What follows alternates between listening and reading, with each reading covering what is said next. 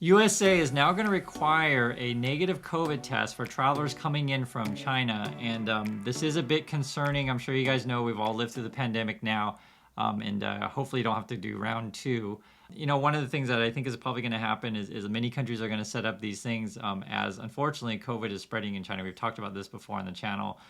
There was a situation as well where flights coming in from China to Italy, half the passengers were testing positive. That is certainly a problem. I used to live in China. I lived in Shanghai, Shenzhen, and Beijing. I used to teach at Tsinghua University. And one thing that I learned when I was over there, and this is really, really obvious to when people go there, is their medical system is not very good. And, put that on top of not having a good medical system, plus, spreading COVID and also, too, lack of quality vaccines. Is not a good situation. You can't keep the people locked down forever. I'm sure you guys know that. So they've come out of lockdowns, but now COVID is just spreading like crazy. And one thing is happening is the rich are trying to get the vaccines. So some are going to Macau. Other wealthy people in China are sharing with each other. That's like a Pfizer medicine. It's called Paxlovid. This is like an oral one. So this is something that is in high demand right now. And as I shared with you guys many times in the channel, just letting you know, in case you don't know, is the government could have had, say, Moderna. They were trying to work out a deal, but essentially the Chinese government wanted to get Moderna's secret formula. That's basically what it was, and Moderna's like, no, I don't want to give you our secret formula, and they couldn't get a deal, and it's just an unfortunate situation for the regular Chinese people, right? And it was interesting because I was looking at this report here, and this is relating to the USA, but it was saying that, although officially the USA had 100 million COVID cases, there could have been as many as 200 million COVID cases. Now, I'm just sharing with you guys, neither myself nor my wife got COVID, although theoretically, right, we could have been exposed and just didn't get sick, theoretically, because I know there was a situation where some people, got COVID but didn't have any symptoms. So, who knows what the actual numbers are ever going to be. Some of the numbers, and it's sort of why I bring this up, is that we've been seeing numbers that maybe 250 million people in China are infected, so that would be 1 in 5. So in USA, if you're saying like, hey, 100 million were infected, maybe 200 million were exposed, we're looking at like a 1 in 3 kind of situation. So 1 in 5 in China may actually be kind of low, because some of the cities, like I said, I lived in Beijing and Shenzhen and Shanghai. Some of these cities in China are highly, highly densely populated, right? So people are like really close together, being on subways, buses, at work, etc. Also live in sort of like tower buildings where you'd be around a lot of people. That's sort of why they were in lockdown. But the way they did lockdowns was really, really poor. When you try to do a channel on YouTube, there's a lot of people out there that unfortunately spread misinformation about this situation. It's an unfortunate thing. However, these people are in the minority, and I get it. For these kind of people, they don't believe anything that is reported in the news, so not much I can help you with that. But I just do what I can to show you facts, and it is what it is. So I was looking at the numbers, just kind of thinking about USA now.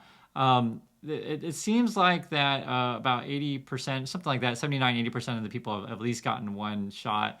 And it's interesting because when you look at the map, it's kind of exactly what you expect it would be. The greens and the dark greens are essentially people who have gotten vaccines, and the reds are people who haven't.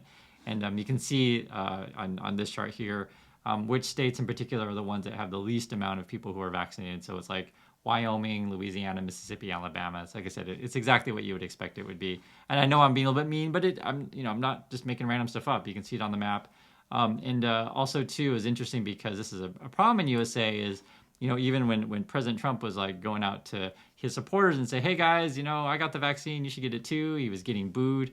And it's a problem, but this is the minority. I want to emphasize that again, this is the minority. So, you're looking at around 80% of the people of the USA have gotten it, have gotten the vaccine, that is. Now, it's interesting because the reason why I'm bringing this up is I guess a lot of doctors these days are still, how can I say, like really upset and frustrated that there's still misinformation online.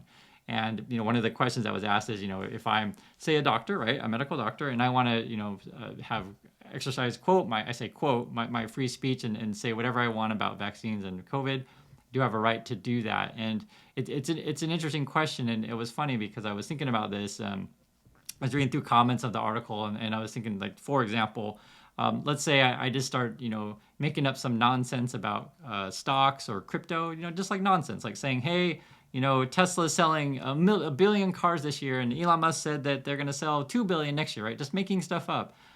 Would that be considered free speech? I'm just literally just making random stuff up. And, obviously I'm not telling the truth. And so I think that's an interesting question. So for me, I don't think a person has a right to just make random stuff up and say whatever they want. But, you're going to have your own opinion on that. And I just bring that up because I was noticing that, it was interesting because it depends on which social media platform you're on. So here on YouTube, they have really, really strict policies on stuff that you upload. So whenever I upload anything, so for example, you have to say, is it going to be for children? Is it not going to be for children? Are you uploading anything that could show some sort of violent acts?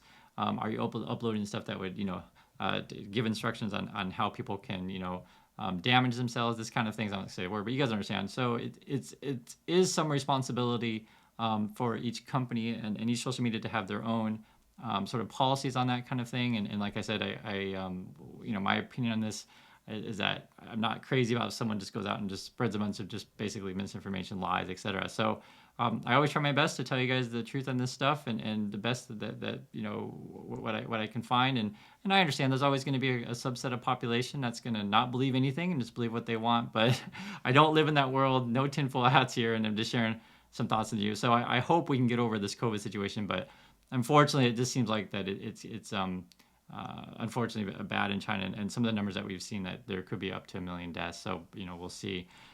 If you're worried about the global markets, which a lot of us are, of course, there are 5 things that could really be troublesome. So one is inflation, of course. If that maintains or sticks around, be it supply chains, be it cost of labor, this kind of stuff.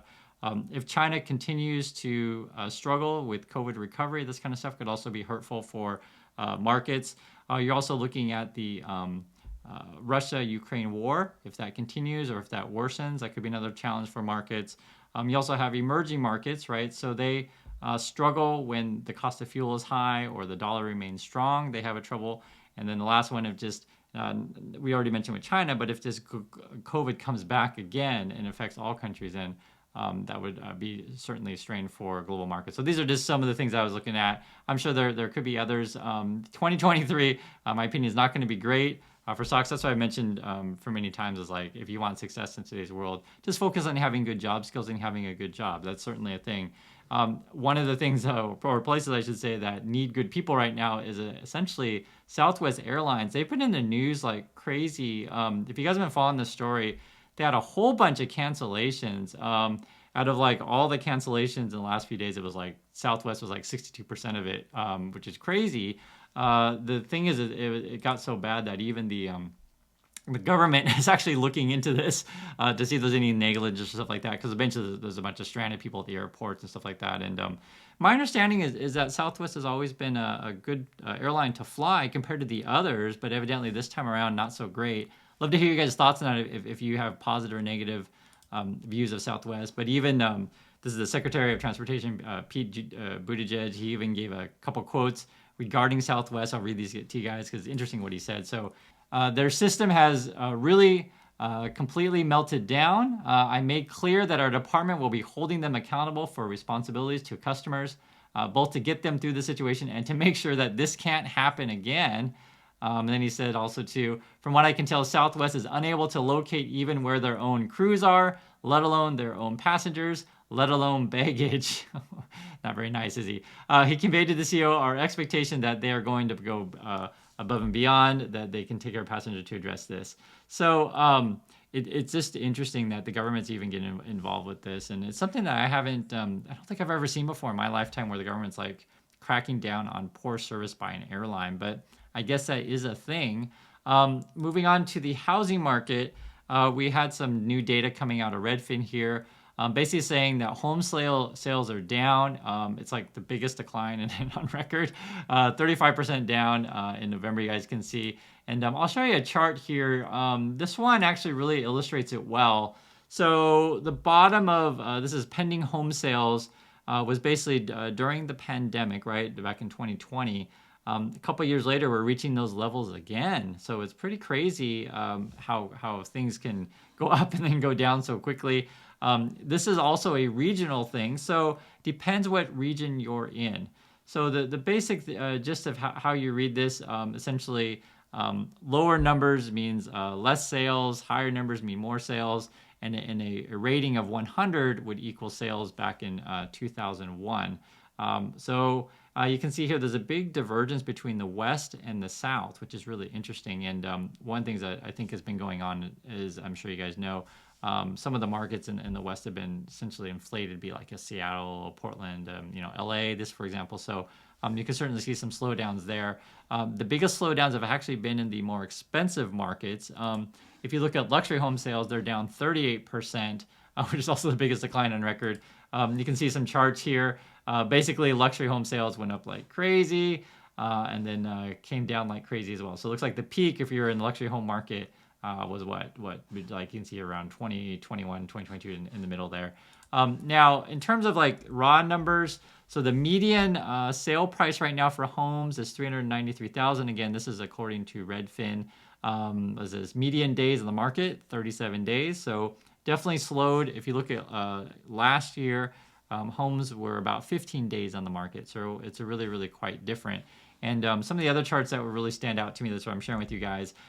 This is a chart on when there is a bidding war, meaning that when people are, bidding on houses and there's like, multiple bids, 40% of the houses are like that. Now that is definitely down. We can see that back in 2021, 2022, earlier, say this year was like or near 60 some percent. It was funny because I remember in hot markets, I'd heard a lot of friends saying, "Oh, we tried to buy a house, we had to buy over, listing price, that kind of thing, and you'd have cash buyers come in and buy like crazy." Those market days are gone. Here's another chart which I can show you guys here.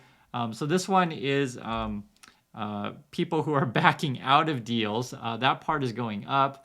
And backing out, we've talked about before. Sometimes when people apply for like a loan and say maybe interest rates go up in like a month, then suddenly they can't afford it anymore. Essentially, if you were kind of borrowing to your limit, that'd be one reason. Or maybe someone loses a job, or any number of reasons. But essentially, people are backing out of deals, which is kind of interesting. You guys can see there.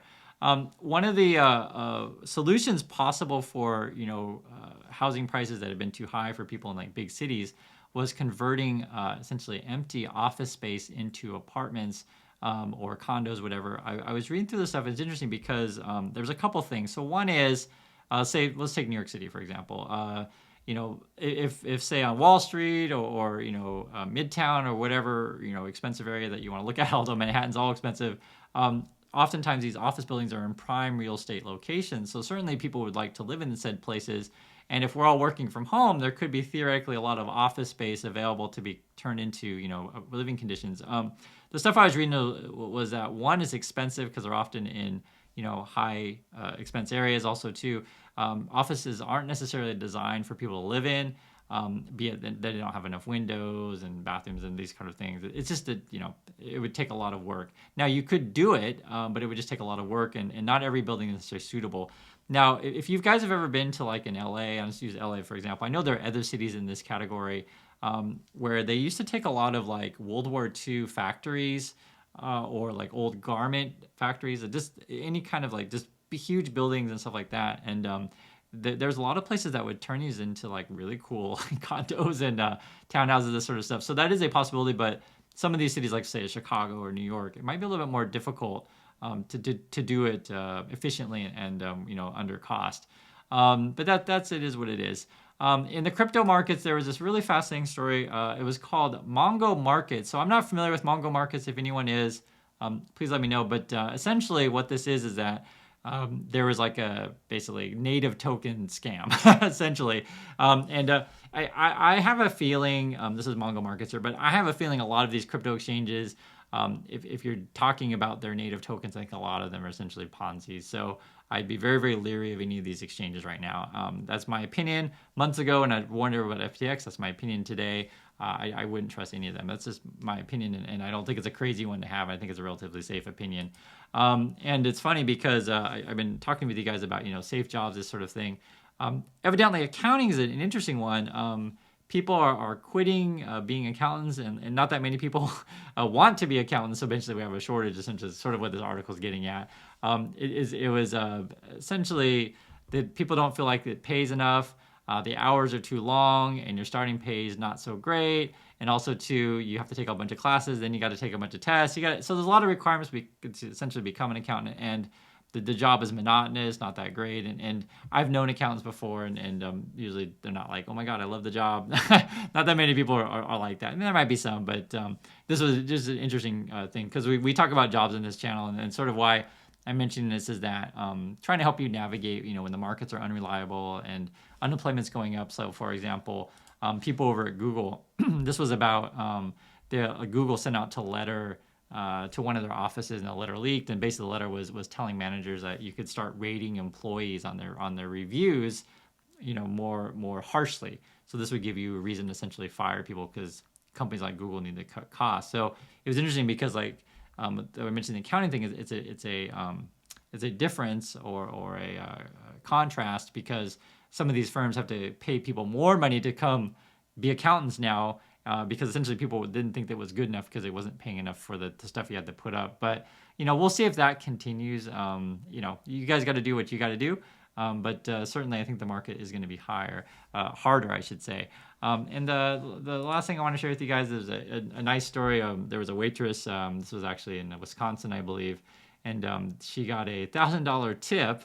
And so, this is part of the Christmas season. And one of the things that I will say, even if people feel in some situations feel like they're underappreciated, there are other situations where you are, and you got to be in the right place. So if you do the work, you have a good relationship with your boss, and you're dependable, and you're like essentially part of the team, and everyone's like is happy to see you at work every day, people will value you. So this is just one story of that. I think it's unfortunately fewer and far between where a boss really does appreciate you or a company appreciates you, but I do think it can happen. And essentially, this is just a nice story that sometimes nice things do happen if you continue to do your job. And she's never going to leave the restaurant.